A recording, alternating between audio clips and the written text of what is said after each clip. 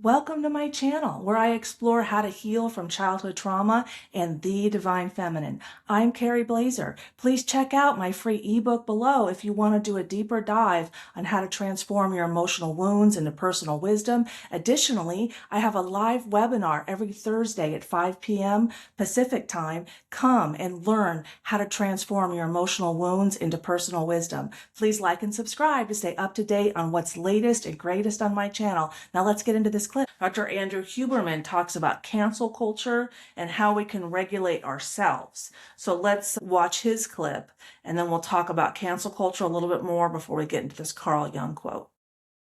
What we need to do is start to figure out how we can, I think, especially for the next generation of kids, how to teach them to regulate their nervous system so that they recognize that pulse of adrenaline as placing them in a compromised position.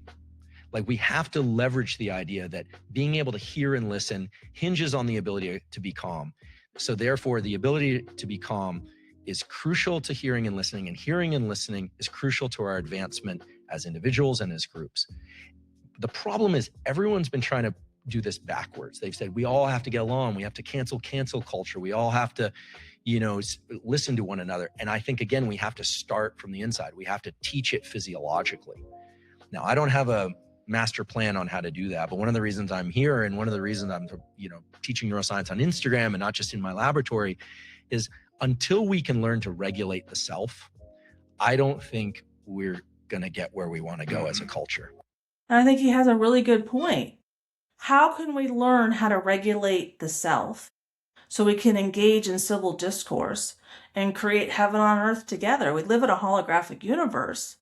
So how can heaven be elsewhere? And has Christianity engaged in cancel culture?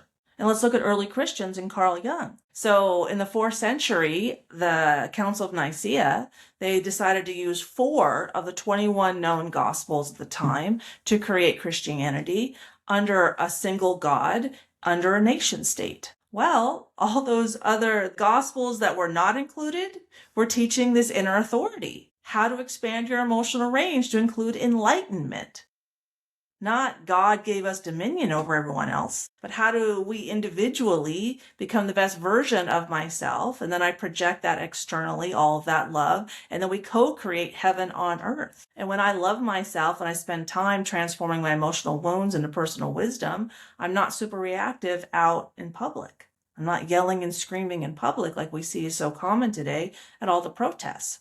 But let's learn about this Carl Jung quote. And Carl Jung, he was all about projection and inner authority, an internal locus of control, and not an external locus of control. Well, that aligned with the Nag Hammadi library found in 1945 in Egypt, which had a plethora of these early gospels, the Gospel of Mary Magdalene, the Gospel of Thomas, the Gospel of Philip, and they were all teaching inner authority. But those were the ones that were suppressed by the church.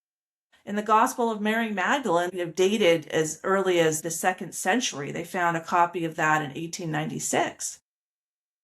It says that Jesus left his religion, his movement, to Mary Magdalene.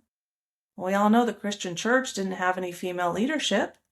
Women were silenced in the church.